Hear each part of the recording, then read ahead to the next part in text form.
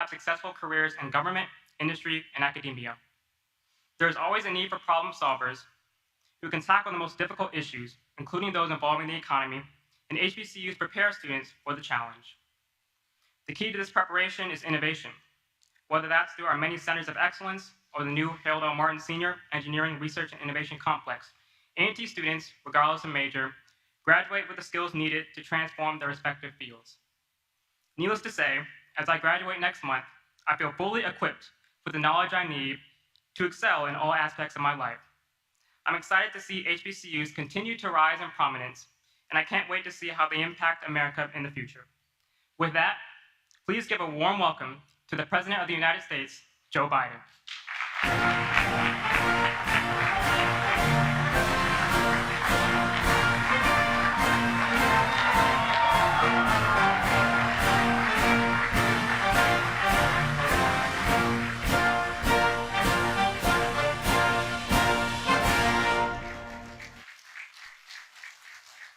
Hello, Greensboro. Chancellor, please take a seat if you have one. I said that one day, take a seat. The press pointed out to me there were no chairs out there. But thank you very, very much for the opportunity to be here. Chancellor, thank you, and thank your wife as well for all you do for educating the future of this country. And I've been impressed. I've been on a lot of university campuses. Matter of fact, for 4 years, I was a full professor at the University of Pennsylvania. And this is really an impressive place with a lot of impressive students. And it's good to be here at A&T, and I thank you for your sharing your story, Malcolm. He's gonna, did you say where you're going? Am I allowed to say where you're gonna be working? You can work at IBM, a little outfit, you know, that is. Just remember, when you're chairman of the board, remember me, okay? If I go by and say, hey, Malcolm, and I say, it's Joe here, I don't want to hear Joe who, okay? Well, Mayor Vaughn, thank you for the passport into the city. It's great to be here with a congresswoman who delivers to the people of this district. Kathy, you do an incredible job. You really do. You really do. My dear friend, Congressman G.K. Butterfield. What did I see here? There you go, man. Stand up. I want you to stand up. This guy, he's done so much over this distinguished career for the last 20 years or so. I wish you weren't leaving, pal. I wish you weren't leaving, but I understand, and but thank for all you've done. And Congresswoman Alma Adams, where's she? There you are. I see the hat. What am I talking about? Alma, how are you? You're the best. Thank you for all the hard work delivered for HBCUs, not just this one, but all across the country. Thank you, thank you, thank you. And your outstanding governor, one of the best governors in the entire United States of America, I say that without reservation, Governor Roy Cooper. Roy has proven himself to be, not a joke, one of the finest governors in the nation. He's displayed so many talents. He's deployed funding for American Rescue Plan to deliver debt-free community college for young people in North Carolina. He's delivered high-speed internet in rural communities. He's delivered well-deserved raise for teachers and first responders.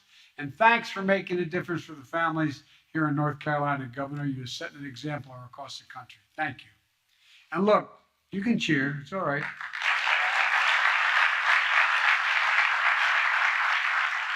There's a debate in my administration that we never seem to be able to settle. And that is that the vice president is incredibly talented. She's a Howard graduate. A great school. And I hear about Morehouse men from my senior advisor, Cedric Richmond, all the time. And then you got a great university here. But Delaware State. Delaware State. They launched me into my career, not a joke. As I got elected to the United States Senate when I was 29 years old, Chancellor. Had to wait 17 days to be eligible to be sworn in, true story. And it wouldn't have happened. And I won by a rousing 3,021 votes. And it wouldn't have happened without Delaware State. Most people don't realize is Delaware has the 8th largest black population in America. And the fact is that's, as I say in Claymont, Delaware, where I was raised, a little steel town in Delaware, you all brung me to the dance. And but here's the deal. I got a member of my cabinet who is also slightly partial in North Carolina A&T, Administrator for Environmental Protection Agency, Michael Regan. Michael. Good. Of course, you never hear Michael bragging about the place, as long as you don't have your hearing aid on. But look, he's a proud Aggie, and welcome back to the campus, Michael. And let me tell you, talking about some incredible students here today, I know why Michael's so proud of this school. I really mean it. And A&T is an extraordinary university with a great tradition, an HBCU tradition. You know, more than 180 years of excellence, delivering on that sacred promise we made in America, that every American, every race, every background, every zip code should have a fair and equal chance to go as far as their God-given talents can take them. And you're providing that here, Chancellor, because there's so many great professors here, and the program here is so strong. You're giving people an opportunity to take advantage of their God-given talents. That's why I reestablished the President's Board of Advisors on HBCUs, with not one, but 2 North Carolina A&T alums on it. Willie Dees and Jane Yisler. Are you here? Are they here? Stand up, Willie. Stand up, Willie. Thank you.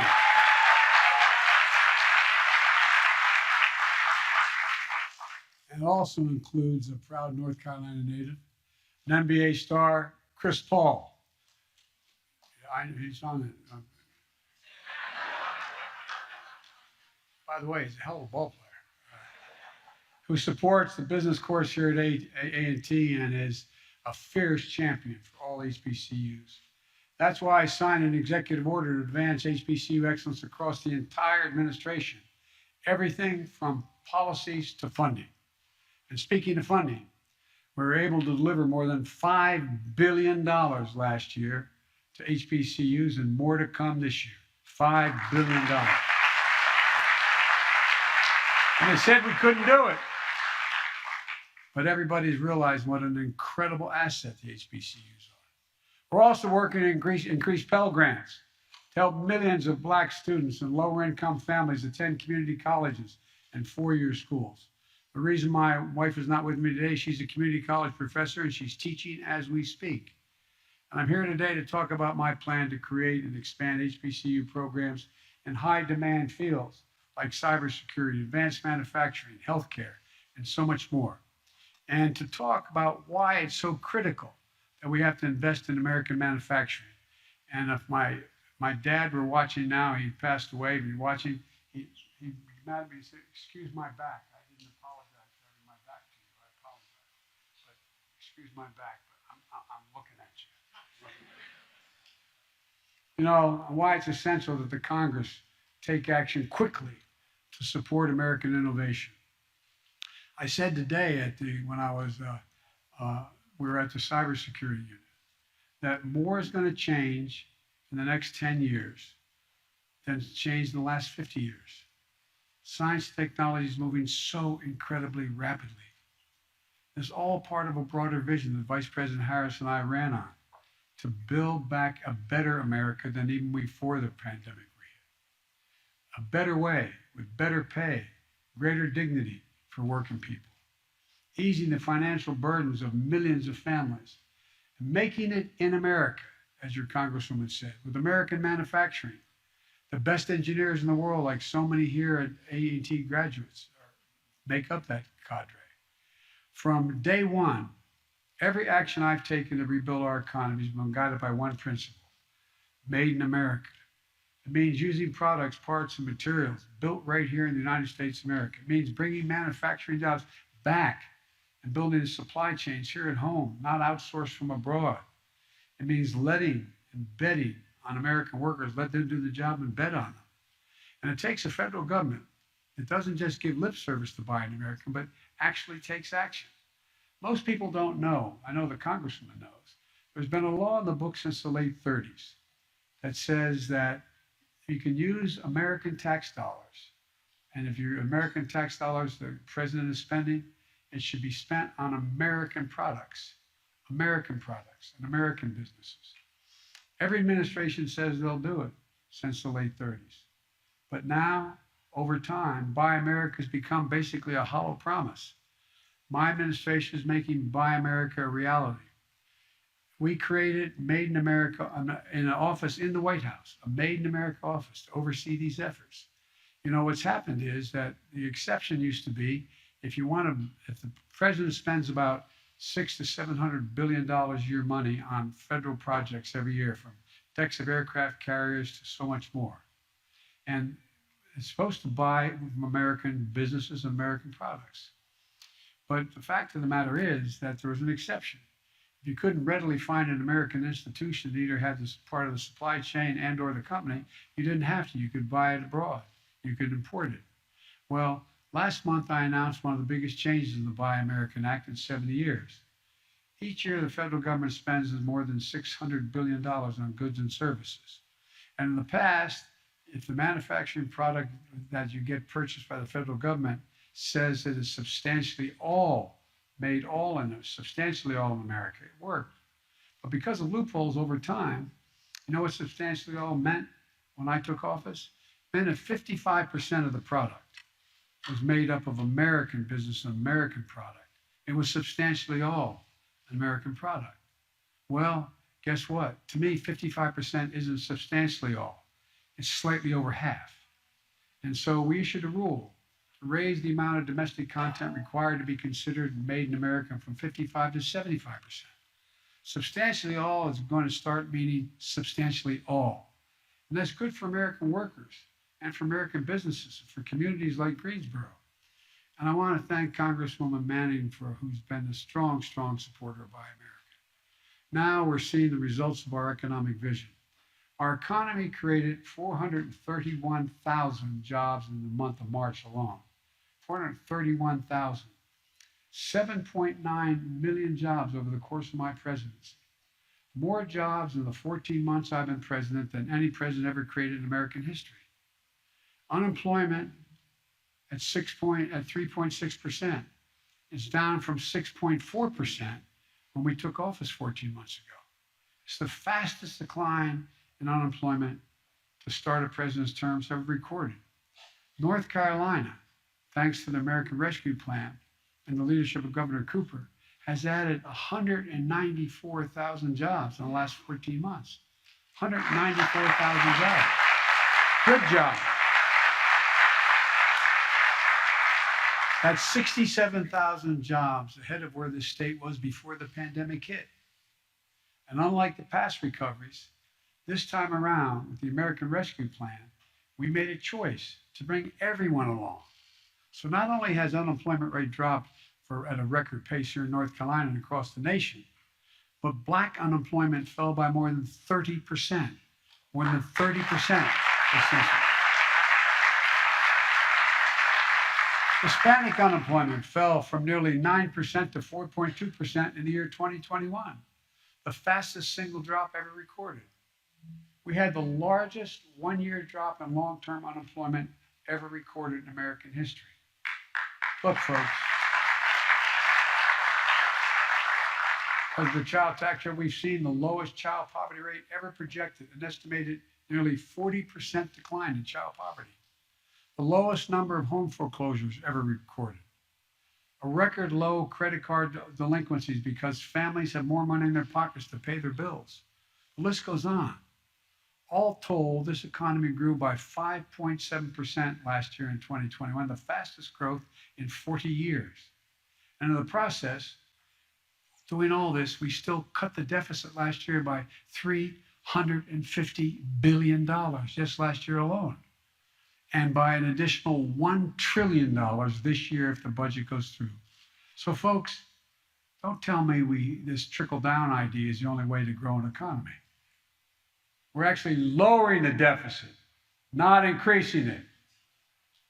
And after a long, tough stretch, Americans are back to work. Our economy has gone from being on the mend to being on the move. Now, I know that we're still facing challenges of high prices, inflation. I grew up in a family where when the price of gasoline went up at the pump, it was a conversation at the kitchen table with my dad. Putin's invasion of Ukraine has driven up gas prices and food prices all over the world. Ukraine and Russia are the 1 and 2 largest wheat producers in the world. We're number 3. They're shut down. We saw that in yesterday's inflation data. What people don't know is that 70% of the increase in inflation was a consequence of Putin's price hike because of the impact on oil prices. 70%. We need to address these high prices, and urgently, for working folks out there. And that's part of why what I'm going to talk to you about today, why it's so important. When we build more in America, we increase economic capacity, and ultimately it helps lower everyday prices for families. That's what we're starting to see. Look around. American manufacturing is coming back. Once again, we're seeing the pride that comes from stamping a product made in America. Companies are choosing to build their new factories here in America. When just a few years ago, as you all know, that wouldn't have been the case. They would have built the factory overseas. Intel is building the chairman of the board of Intel asked to come and see me a little over a month ago. He's building a semiconductor mega site just outside of Columbus, Ohio, investing $20 billion. And by the way, we invented this little thing we call about the size of a fingertip. And guess what?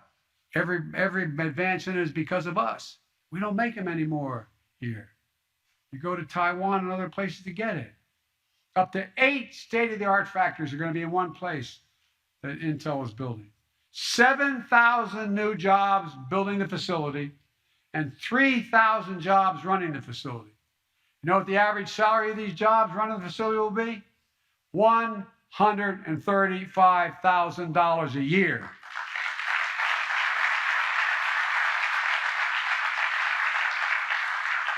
Making computer chips the size of a fingertip that power the world in our everyday lives. Smartphones, internet, technology that doesn't even exist today. If Congress passes the Bipartisan Innovation Act, which the Congresswoman talked about, and it's on my desk, puts it on my desk right now, Intel is ready and they've committed to add, in addition to the $20 billion, $100 billion more. $120 billion in one site. That's just the start. And Intel alone. We're seeing it right here, thanks to the leadership of Governor Cooper and Congresswoman Manning. In last year's Thomas built buses at High Point, which I went down to see. It's incredible. What you all are doing is really incredible. They got the largest order to date in North America to build electric school buses, electric school bus fleets, which Administrator Regan can tell you will mean hundreds of thousands of our children will no longer be inhaling exhaust from diesel school buses. And they function and they roll. Volvo Trucks, with the research and development headquarters here in Greensboro, got the largest commercial order ever for electric trucks. And just a few months ago, Toyota announced it will invest $1.3 billion to build a new electric battery manufacturing plant right here in Greensboro. And folks, you know what that also means? Not just the factory, but the IBEW is going to be putting in 530,000 charging stations throughout America. 530,000. And when this plant comes online, it's going to produce enough batteries to power 800,000 vehicles per year with room to grow. It's going to create 1,750 good-paying jobs right here in the Greensboro community. And folks, by the way, you know, It's not just, there's a lot else happening. If I can divert just a second here. I had Mary Barra, the chairman of the board of General Motors. Remember when about 10 months ago, she was suing the state of California for having a higher standard required for gasoline, have to go more miles per gallon? She was suing them, saying you can't do what the federal government hadn't done. Well, guess what? We had a long talk. No, I didn't. I mean, it was her idea, not mine. But we had a long talk. Guess what? She decided not only did she drop the suit, but they're going to have 50% of all the vehicles made at General Motors electric vehicles by the year 2030. And guess what? Then Ford came along. They did the same thing. They're investing billions of dollars, 1.7. I mean, this is a major fundamental shift that's taking place. And America's finally deciding to catch up and lead it instead of being outpaced by China and other countries. All told, thus far, we've created 365,000 new manufacturing jobs in America just last year. That's the best year for U.S. manufacturing in the last 30 years. And even you students who are younger, how many, when you're coming up and hear your parents talk about manufacturing is dead in America? It's not going to happen in America.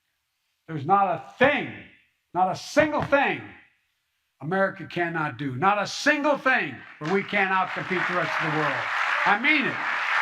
Not a single thing. We set our mind to it. Good paying jobs, jobs you can raise a family on, jobs that can't be outsourced. Announcements like these don't happen in a vacuum. They require investments. We know what happens when we stop investing in the future and the places like Greensboro. We really do. You or your parents remember what it felt like when industries like the textile industry started to decline. Delaware used to be a great textile state. It all evaporated. Good jobs lost over time. Well, guess what? What it did to families, what it did to neighborhoods was consequential because we stopped investing in our future for a while. We stopped investing in our people. I got criticized when I kept saying we're going to invest in the American people. Decades ago, we used to invest 2% of our gross domestic product in research and development. 2%. And we led the world. Today, we invest less than 1%. The United States of America used to be ranked #1 in the world in investing in the future. Now we're ranked number 9 in research and development. The United States of America. China was number 8 3 decades ago. Now it's number 2. Other countries are closing in fast. We can and we must change that. Not by hurting other countries, but by developing ourselves.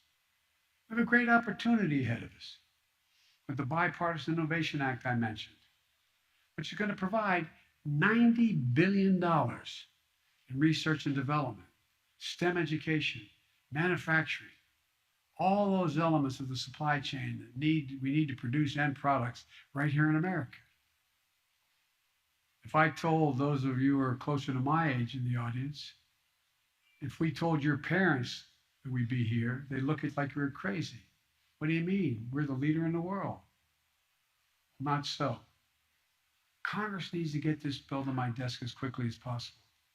Our economic strength is on the line, and national security as well is on the line. Companies are ready to invest in America, in American communities, in American workers, but they need to see that their government is capable of investing in our future. Other countries are racing ahead, but we can't afford to wait. So Congress, get this bipartisan bill to my desk. North Carolina needs it. America needs it. And let's meet this moment together. That's exactly what we did when we passed the bipartisan infrastructure law, which you look like the devil on. Our infrastructure used to be rated the best in the world again. Now we rank number 13 in the world. Bridges, roads, etc. Rank 13. Why do we develop so fast, so well? Where are you going to build your factory? Near a port that can get everything out of that you manufacture? and get everything out to the rest of the world quickly, or something that takes 2 weeks or 3 weeks to get it there? It's all about speed. We can't compete for the jobs of the 21st century if we don't fix our infrastructure. But now, thanks to the infrastructure law, we're turning things around in a major way. We've already announced billions to improve the more than 3,000 airports in the 50 states that need serious help. I'll digress again for just a second. I was out when I was vice president at O'Hare Airport, and I was trying to get onto the Air Force Two and going up an escalator, and had a sign at the top, "Out of order, will be fixed in 2 weeks." Not a joke. The United States of America, one of the busiest airports in the world, fixed in 2 weeks. And I got in trouble because it said, if I took you into O'Hare Airport blindfold in the middle of the night and took you into one of China's airports blindfold in the middle of the night and said, "Where are you, China or the United States?" You'd probably think the Chinese airport was ours because it's so modern, so different. Well, this year, $92 million is available to North Carolina alone to upgrade your airport infrastructure. $92 million. We're modernizing highways, roads, bridges, ports. And this year, North Carolina is going to receive $1.4 billion in funding for roads and bridges, another $99 billion dedicated to funding for bridges that are in disrepair. Folks, we're also building a national network of electric charging stations I mentioned earlier for vehicles powered by these batteries that we're going to manufacture here in Greensboro. And this year, North Carolina is eligible to receive nearly $16 million in electric vehicle charging stations. We're also getting rid of poisonous lead pipes that are in 10 million homes in America and 400,000 schools and daycare centers. And do serious brain damage. Not a joke. So kids and families can have clean drinking water. And this year, North Carolina will receive $199 million for clean water because of that man right there, the governor. And folks,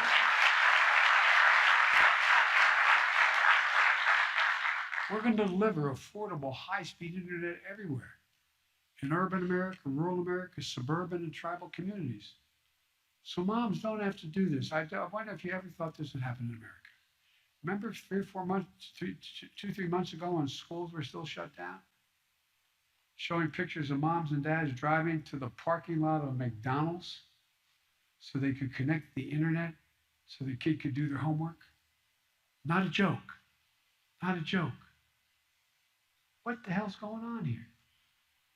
All these investments in infrastructure, research, and development, and making it in America are really about one thing: empowering more communities to do what you're doing here in Greensboro, transforming yourself into a city of the future, not the past, where instead of shuttered factories, we're building clean energy technology that's going to power the future in America and around the world.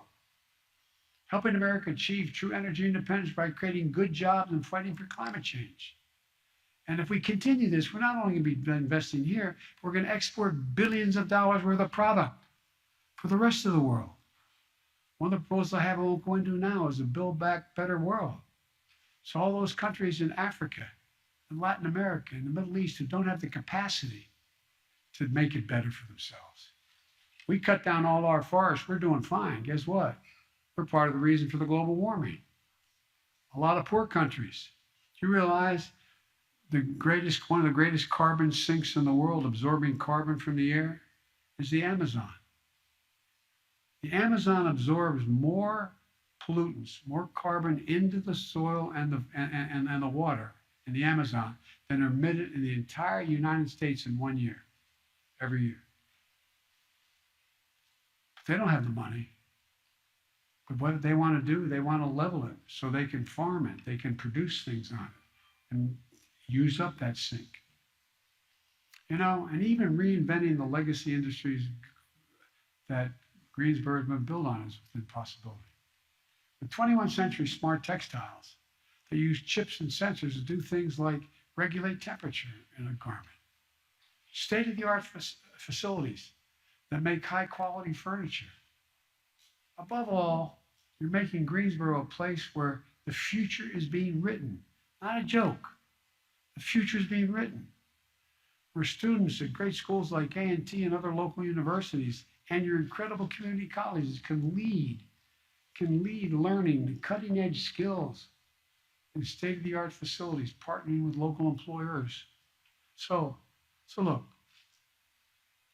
so they can get out, help America lead the way on robotics and cybersecurity and so much more. And see that success reflected back home in their communities, not just in Greensboro, but across the country. So families can have good paychecks, good homes, great futures. My dad would say, my dad was a very well-read man. His greatest regret was he never got to go to college. And my dad used to say that everybody deserves just a little bit of breathing room. Just a little bit of breathing room. I was raised in a 3-bedroom split-level home when we moved down to Delaware when coal died in Scranton and jobs were gone. And with 4 kids, a grandpa, and my mom and dad. And I remember one day you could always hear when Dad was restless in the room. I asked Mom on the way to school, "What's the matter?" He said, "Honey, Dad's company they said no more health insurance. No more health insurance." Not only deprives a woman or a man of their health, but of their dignity. Their dignity. Look at their child, their husband, their wife, who needs help and can't get the help. One of the things we're trying to get done in the Congress is to pass legislation that won't raise taxes a single penny for anybody making less than 400 grand, and above that it'll only be a smidgen for dealing with insulin. You got 200,000 kids with type 1 diabetes. They don't get their insulin. Many of you may know somebody, or you may have type 1 diabetes.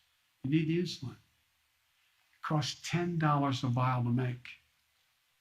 Average price, $646 a month. Not only imagine what happens when you don't have that money because you don't have the insurance or the cash. Imagine being a parent, looking at your child with type 1 diabetes and know there's not a damn thing you can do. Deprives you of your dignity, takes everything away from you. Well, guess what? For little or nothing, we can limit that price to $35 a month and they'll still make 350% profit. Folks,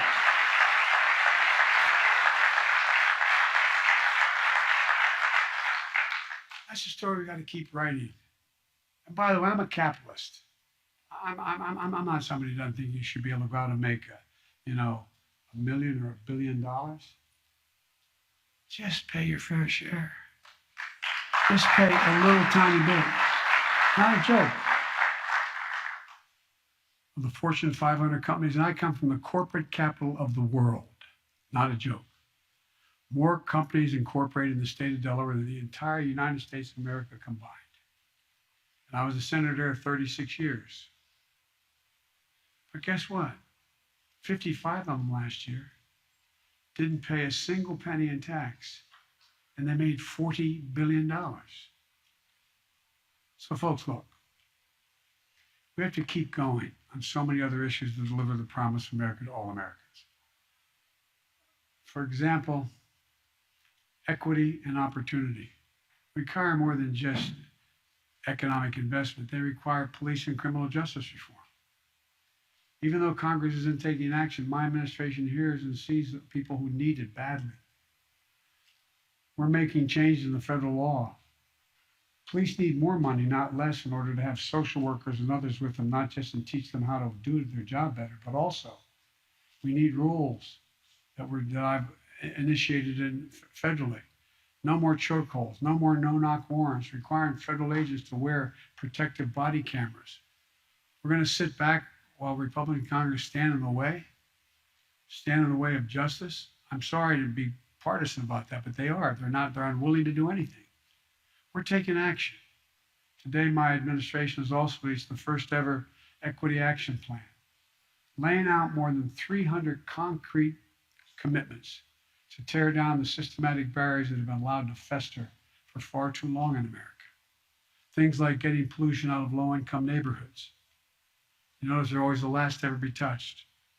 In Delaware, a big chemical industry. Well, guess what? The corridor that we run down, going down the state, the fence line communities, the cancer rate, we have one of the highest cancer rates in America. Why? Because all these poor communities live near these near these places. When I was growing up in Claymont, Delaware, not a joke. We lived right on the Pennsylvania border. It was a steel town. More oil refineries in Marcus Hook, Pennsylvania, the bend of the Delaware River than anywhere, including Houston. Guess what? When it got to be fall, I was in 4th grade, and there got a little frost. My mom would get in the car to drive me to school, which is only 3/4 a mile away, but it was on a highway. Turn on the windshield wiper, there'd be an oil slick on the window. That wouldn't have happened where I live now, in a nice neighborhood. Never happened. We're making sure the minority-owned businesses can access capital they need to grow, so no community is locked out of opportunity. Look,